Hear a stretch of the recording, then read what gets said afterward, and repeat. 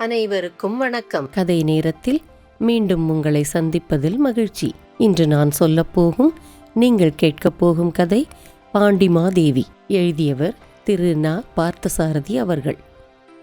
அத்தியாயம் 35. போர் முரசு முழங்கியது. கொர்க்கை கரவந்தபுரம் பகுதிகளில் வடதிசை அரசர்களால் இரகசியமாக ஏவப்பட்ட ஆட்கள் என்னென்ன செயல்களை செய்தார்களோ இதே வகையை சேர்ந்த செயல்களை மகாமண்டலேஸ்வரரால் தேர்ந்தெடுத்து அனுப்பப்பெற்ற ஆட்கள் வடக்கே செய்தனர். கோநாட்டு ஊர்ப்புறங்களிலும் கீழே பழுவூரை சேர்ந்த இடங்களிலும் சோழமண்டலத்து எல்லைப்புறங்களிலும் பல பல மாறு வேடங்களில் சுற்றி வந்தனர் தென்பாண்டி நாட்டு ஆட்கள். தங்களைச் சேர்ந்த வீரன் ஒருவன் கொடும்பாளூர் அரண்மனையில் உளவறியும் போது பிடிபட்டு உயிரிழக்க நேர்ந்த செய்தியை கேள்விப்பட்ட பின்பும் அவர்கள் தளர்ச்சியோ பயமோ அடையவில்லை. அடிக்கடி மகாமண்டலேஸ்வரருக்கு செய்தி அனுப்பி கொண்டிருந்தனர் அவர்கள். இந்த நிலையில் கொடும்பாளூரில் ஒன்று கூடி தங்கியிருந்த வடதிசை அரசர்கள் நன்றாக விழிப்படைந்து விட்டார்கள். தென்பாண்டி நாட்டின் மேல் படையெடுப்பது பற்றி உண்மையிலேயே அவர்களுக்கு இப்போது பயமும் அலைப்பும் ஏற்பட்டிருந்தன. இலங்கை படை உதவியும் சேரர் படை உதவியும் தென்பாண்டி நாட்டுக்கு கிடைத்தால் தங்கள் படையின் கூட்டணி என்ன ஆவதென்று அச்சம் அவர்களுக்கு மெல்ல மெல்ல உண்டாகியிருந்தது. தேவராட்டியின் கொற்றவை கூத்தை கண்டுகளித்த மறுநாள் காலை தென்திசை ஒற்றனை கழுவேற்றி கொன்றபின் அவர்கள் பலத்த சிந்தனையில் ஆழ்ந்தனர். 3ஆம் முறையாக போர்த்திட்டங்களை பற்றி கலந்து பேச ஒன்று கூடிய போது முதல் 2 கூட்டங்களிலும் இருந்த சுறுசுறுப்பும் ஆவலும் குன்றி சோர்ந்து தென்பட்டனர் அவர்கள். அந்த விதமான சோர்வையும் அதனால் உண்டாகும் தாழ்வு மனப்பான்மையையும் வளரவிடக்கூடாதென்று கவலைப்பட்டவன் சோழன் ஒருவன்தான்.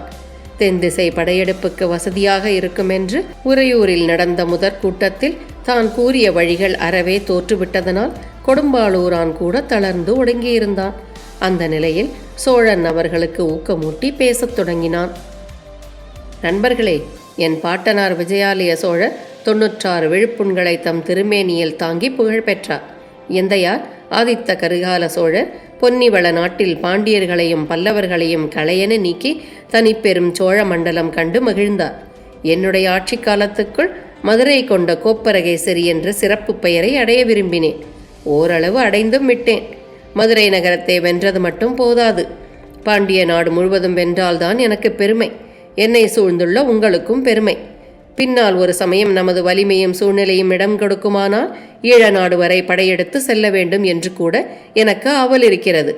சில காரியங்களை நாம் எதிர்பார்த்தபடி நடத்தி வெற்றி பெற முடியவில்லை என்பதற்காக இப்படி சோர்ந்து போய்விடக் கூடாது. நாம் 5 பேரும் யாருக்கு எந்த வகையில் குறைந்தவர்கள்? கீழே பழுவூர் சிற்றரசரிடமும் கொடும்பாளூர் குறுநில மன்னரிடமும் வலிமையும் திறமையும் வாய்ந்த படைகள் இருக்கின்றன. இவற்றுடன் எனது சோழ மண்டல பெரும்படையும் சேர்ந்தால் நாம் பெருகி விடுகிறோம்.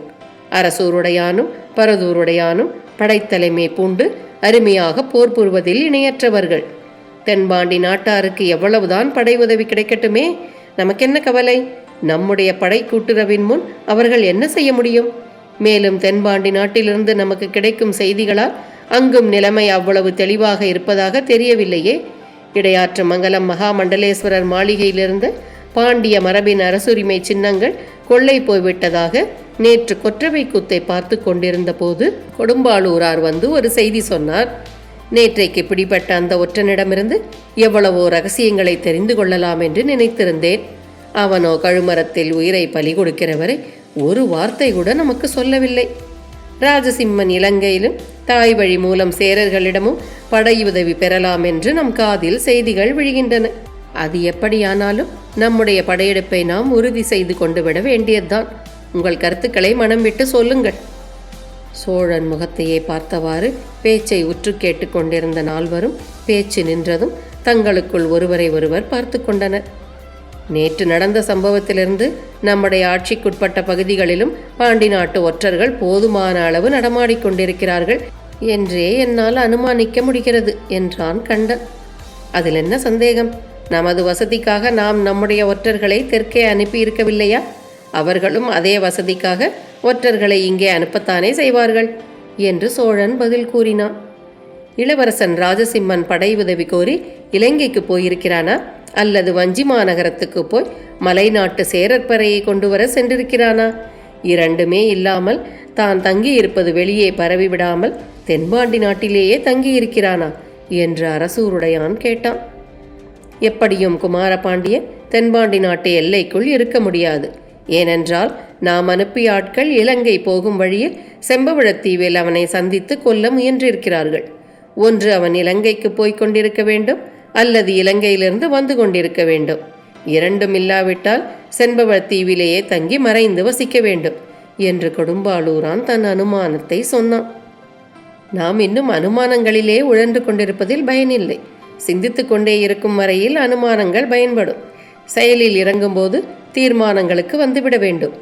இப்போது நாம் முடிவான திட்டத்துக்கு வந்து எண்ணங்களாலும் செயல்களாலும் ஒருமுகமாக ஒன்றுபடுகிற நேரம். எப்படியானாலும் படையெடுத்து சென்று பாண்டி நாட்டின் தென் கோடி வரை வென்றே தீர்வது என்பது நம் நோக்கமாகிவிட்ட பின் தயங்குவதற்கு இடமில்லை. என் தீர்மானத்தை இப்போதே உங்களிடம் சொல்லிவிடுகிறேன்.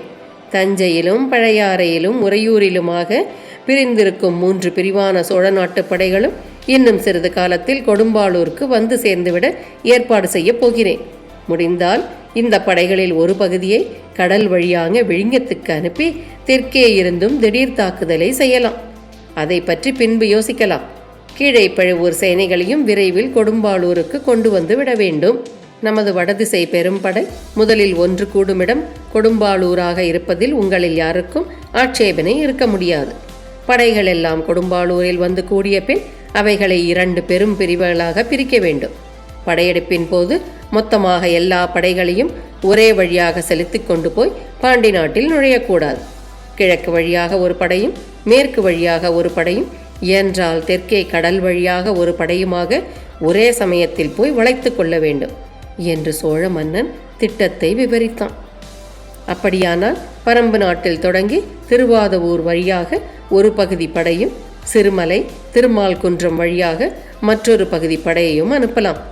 2 பகுதி படைகளும் மதுரையில் சந்தித்து கலந்து பேசிக்கொண்டு மீண்டும் கிழக்கிலும் மேற்கிலுமாக பிரிந்து தென்பாண்டி நாட்டுக்குள் பிரவேசிக்கலாம் என்று கண்டன் அமுதன் சோழனின் திட்டத்தையே மேலும் விளக்கினான்.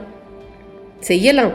ஆனால் தென்பாண்டி படைகளும் நமது படைகளும் எந்த இடத்தில் சந்திக்கும் என்று உறுதி சொல்வதற்கில்லை. எந்த இடத்திலும் திடீரென்று எதிர்பட்டு நம்மை தாக்கலாம் அவர்கள். இப்படி கூறியவன் பரதூருடையான். மதுரையை நாம் வென்றிருந்தாலும் சரியான பாதுகாப்பு ஏற்பாடுகளை செய்து அந்த நகரை காக்கவில்லை. ஆகவே அவர்கள் படை வலிமையால் மதுரையையும் கடந்து வந்து நம்மை எதிர்த்தாலும் அதை சமாளிக்க நாம் தயாராகத்தான் இருக்க வேண்டும் என்று சோழன் மீண்டும் வற்புறுத்தினான். எல்லோரும் தம் படைகளை கொடும்பாளூருக்கு கொண்டு வர ஒப்புக்கொண்டனர். உடனே அரண்மனை நிமித்தக்காரரை வரவழைத்து படையை கொண்டு வருவதற்கு நல்ல நாளும் கோளும் வேளையும் குறித்து கொண்டனர். எல்லா படைகளும் வந்து தங்குவதற்கு வேண்டிய வசதிகளை செய்யுமாறு சோழன் கொடும்பாளூர் மன்னனை வேண்டிக் கொண்டான். எப்படியும் சில வாரங்கள் அல்லது சில தினங்களுக்குள் படையெடுப்பை ஆரம்பித்து விட வேண்டும் என்று உறுதி செய்து கொண்டனர். 2 மண்டல காலம் என்று காலத்தை எல்லை கட்டி வரையறுத்தான் கண்டன் அமுதன். 2 பிரிவாக பிரிந்து தென்திசை செல்லும் படைகளுக்கு அரசூருடையானும் பரதூருடையானும் தளபதிகளாக இருக்க வேண்டும் என்று மற்ற 3 வேண்டிக் கொண்டனர். அவர்களும் மறுக்காமல் ஒப்புக்கொண்டார்கள். நம் படையெடுப்பில் வெற்றி கிடைக்கும் என்பதற்கு எடுத்த எடுப்பிலேயே நமக்கு நல்ல சகுனம்தான் கிடைத்திருக்கிறது. நம்முடைய கழுமரம் போர் தொடங்குவதற்கு முன்பே தென்பாண்டி நாட்டு வீரர் ஒருவனை பலி வாங்கிவிட்டது என்று சொல்லி சிரித்தான் கொடும்பாளூர் மன்னன். இந்த ஒரு பலி மட்டும் போதாது. இன்னும் எத்தனை தென்பாண்டி நாட்டு ஒற்றர்கள் சிக்கினாலும் அவர்கள் கழுமரத்துக்கு பலி கொடுக்கலாமே என்றான் அரசூருடையான். படையெடுப்பு தொடங்குவதற்கு முன் தெற்கே தெரியும் நம் ஆட்களில் ஒரு சிலரை தவிர மற்றவர்களை இங்கே வரவழைத்து விட வேண்டும் என்று சொல்லி கூட்டத்தை கலைத்தான் சோழ மன்னன். அன்று மாலை கொடும்பாளூர் கோட்டையின் முன்புறத்து வாயிலுக்கு மேல் மதிலின் மாடத்தில் போருக்கு வீரர்களை சேர்த்து கொள்வதற்கு அடையாளமான முரசம் இடி போல் ஒலித்தது. சேரவாரும் போர் வீரர்களே என்று அந்த முரசொலி அறை கூவிய போது கொடும்பாளூர் நகரை வியப்பில் ஆழ்த்தியது. மக்கள் கூட்டமாக கோட்டையை சுட்டிக்காட்டி நின்று அந்த முரசு ஒலிப்பதை வேடிக்கை பார்த்தனர்.